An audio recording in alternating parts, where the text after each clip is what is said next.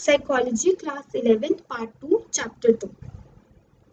So we will have a quick recap of what we have done. We have talked about goals of psychological inquiry, nature, some important method, observation method. So today we will talk about experimental method and correlation research. What is experimental method? Okay, जब हम field studies की बात करें, field studies में हम कोई भी variable है हम उसको कंट्रोल नहीं कर सकते, हम उसको चेंज नहीं कर सकते, जो भी नेचर में हम हो रहा है हम उसको एज इट ऑब्जर्व करते हैं. But what if we want to change, then we use experimental method. इसमें हम कंट्रोल कर सकते हैं अपने वेरिएबल्स को. हम इसमें ये देख सकते हैं अगर एक वेरिएबल में चेंज आया तो दूसरे में उसका क्या रिजल्ट होगा. Then we have characteristics. First is manipulation, second is control, then is randomization. Manipulation का मतलब है जो मेरा वेरिएबल है मैं उसको मैनिपुलेट कर सकती हूँ अकॉर्डिंग टू माय रिसर्च और the treatment I want to give. Then is control, इसके बारे में हम अब ज़्यादा पढ़ेंगे. रैंडमाइजेशन का मतलब क्या है? रैंडमाइजेशन का मतलब है जो मेरा सब्जेक्ट है, जो भी मेरे सारे सब्जेक्ट्स मैंने लिए हैं उनको इक्वल चांस मिला है मेरी स्टडी में पार्टिसिपेट होने का. For example there is no biasness. मैंने हर कोई जो भी मान लो 100 सैंपल ले लिया, उसमें 5 लिया, 10 subject, 15 subject, then roll number 20 subject. There is no bias, I have taken it randomization. For example अगर हम फिश बाउल ले लें, उसमें हम स्लिप्स डाल दें and we pick out the slips, that is randomization. Then we will talk about independent variable and dependent variable. But before that, what is a variable? Variable का मतलब होता है which can vary. इसकी दो qualities होती हैं. One is it can be measurable. Second is it can change. Measurable का मतलब क्या होता है? फॉर एग्जाम्पल हम स्टडी आवर्स मेजर कर सकते हैं, हम रूम ऑफ टेम्परेचर मेजर कर सकते हैं. चेंज का मतलब क्या होता है? ये अपनी वैल्यूज डिफरेंट ले सकता है. फॉर एग्जाम्पल मैं कॉफी का लेवल चेंज कर सकती हूँ. Then we have independent variable and dependent variable. Independent variable का मतलब है whatever the researchers do, it is independent of anything. Independent का मतलब है कि अगर मैं इसमें चेंजेस लेकर आऊंगी उसका क्या इफेक्ट है डिपेंडेंट वेरिएबल पे, उसका क्या इफेक्ट होगा. Independent variable can be change, it can be altered. For example I want to see कि कॉफी का क्या रिजल्ट है स्टडी आवर्स पर, तो कॉफी का जो लेवल है मैं उसको चेंज कर सकती हूँ. That is independent, it can be changed by the researcher. It is not dependent upon anything. और क्या होता है दूसरा, क्या है डिपेंडेंट वेरिएबल. ये किस पे डिपेंड करता है? इंडिपेंडेंट पे. क्यों? अगर जो भी चेंजेस इंडिपेंडेंट में आएंगे, जो भी हम चेंज लेकर आएंगे वो डिपेंडेंट में आएंगे ही आएंगे. It may be not possible but we can find it out. Then we have experimental and control group. अब हम कंट्रोल ग्रुप क्यों लेते हैं and what is a control group? Control group वो होता है in which everything is same but variable is not, except that manipulation is not there, right? It is used to control the possibilities that other factors might be affecting. For example हम अगर यहाँ पे देखें तो first experimental group है watch violent cartoon, और उसका क्या हम इफेक्ट देख रहे हैं कि उनके गुस्से पर. लेकिन हमने साथ में कंट्रोल ग्रुप दिया है जिसमें हमने बच्चों को नॉन वायलेंट कार्टून नहीं दिखाया, मतलब कि नॉन वायलेंट कार्टून दिखाया है और हम उनका गुस्से पे इफेक्ट देख रहे हैं. इससे क्या पता चलता है मुझे?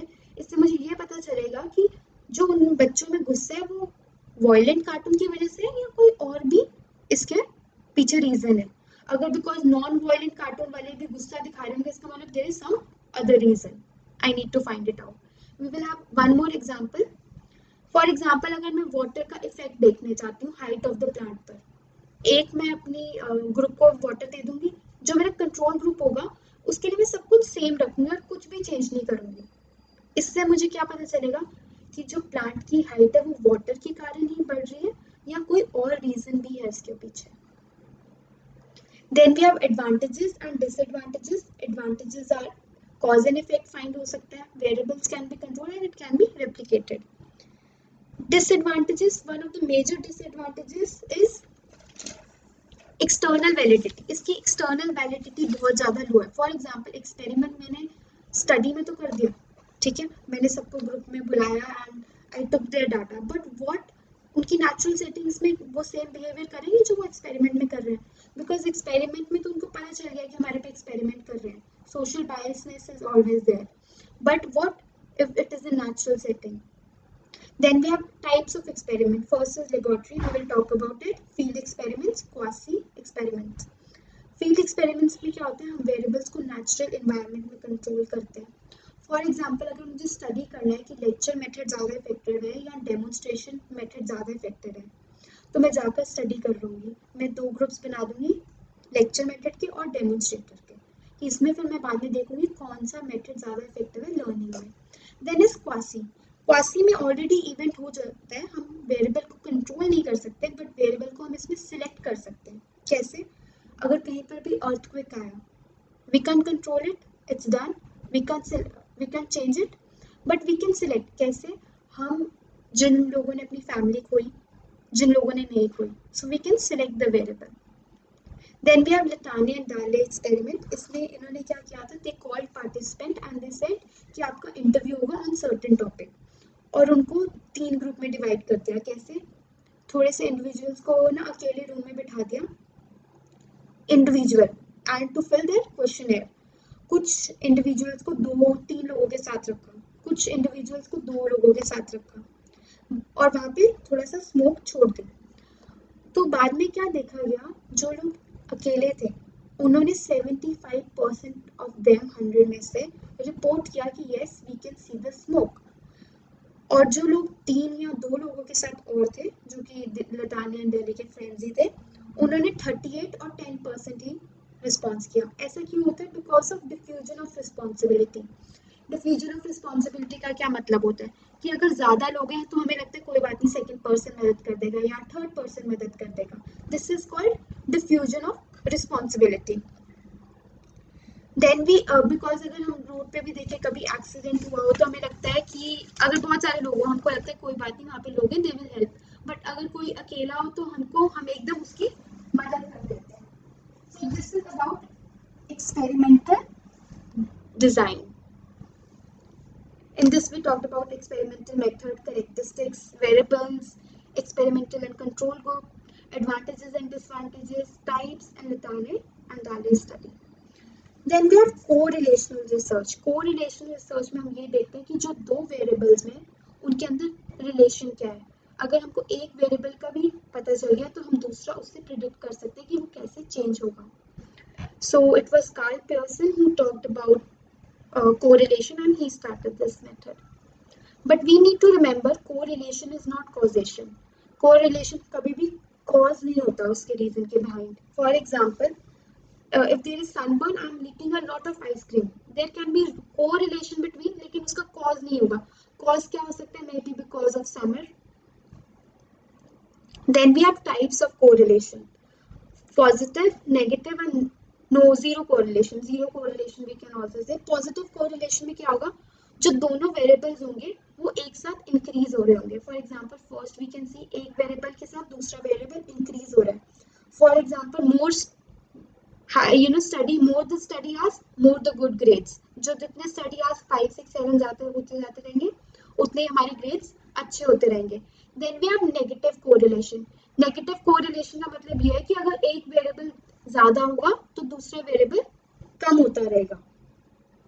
फॉर एग्जाम्पल अगर हम ज्यादा प्रैक्टिस करें और एरर्स क्या होते रहेंगे, हमारे डिक्रीज होते रहेंगे. तो एक वेरिएबल ज्यादा हो रहा है, इंक्रीज हो रहा है, एक वेरिएबल डिक्रीज हो रहा है. देन इज जीरो कोरिलेशन और नो कोरिलेशन. फॉर एग्जाम्पल अगर मैं कहूँ हाइट और इंटेलिजेंस में अभी तक कुछ भी फाइंड नहीं हुआ है कि हाइट और इंटेलिजेंस में as per my knowledge there is correlation. So there is scattered plot. Then we have strength of correlation. Strength of correlation का क्या मतलब है कि इसमें स्ट्रेंथ कितनी है. फॉर एग्जाम्पल अगर मैं कितना ज़्यादा पढ़ती हूँ और कितने मेरे ग्रेड्स आते हैं, अगर बहुत ही हाई कोरिलेशन है, for example +1, then there is a positive strong correlation. If अगर मेरे रिजल्ट थोड़े से स्कैटर्ड आते हैं, then it is near +1, 0.85 it can be. अगर कोई रिलेशन नहीं है तो स्कैटर्ड मेरे रिजल्ट आएंगे. अगर -1 है इसका मतलब strong negative correlation.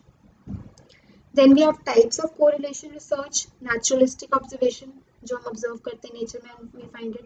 Survey method which is less expensive and quick. Archival जिसमें हम history को observe करते हैं and we try to find correlation. Then we have advantages and disadvantages of correlation. It allows researchers to study variables that would be unethical to manipulate. कुछ चीजें हम manipulate नहीं कर सकते, but we can yes find the correlation between them. Then is correlations are not able to show cause and effect, क्योंकि हमें ये नहीं पता चलता यही इसका cause है या कुछ और variable भी आकर इसको disturb कर रहे हैं. Then this is time to ponder. A researcher finds that students who have more absence get poor grades. इसका क्या मतलब है? जो ज़्यादा लोग एब्सेंट रहते हैं, इसका मतलब एब्सेंट इंक्रीज हो रहा है 80, 90, 100% और पुअर ग्रेड्स कम हो रहे हैं. फॉर एग्जांपल किसी के स्कोर्स 100 से 90, 97, 95, 96 हो रहा है, तो एक वेरिएबल तो इंक्रीज हो रहा है एब्सेंटिज्म, बट दूसरा वेरिएबल क्या हो रहा है? डिक्रीज हो रहा है. तो ये कौन सा कोरिलेशन होगा? Negative. In this, we have talked about correlation, historical perspective. Correlation is not causation. Types, strength. Then again, the types of correlation, advantages and disadvantages. So ways to inspire ideas for psychological experiment. Think about the problem, situation from your own life. Think about the things that interest you. Pick 2 or 3 ideas and make a question each. So this is what we have talked about. I used to think correlation implied causation, but when I studied a statistical class, now I don't. Sounds like the class helped. So correlation is not causation. Thank you.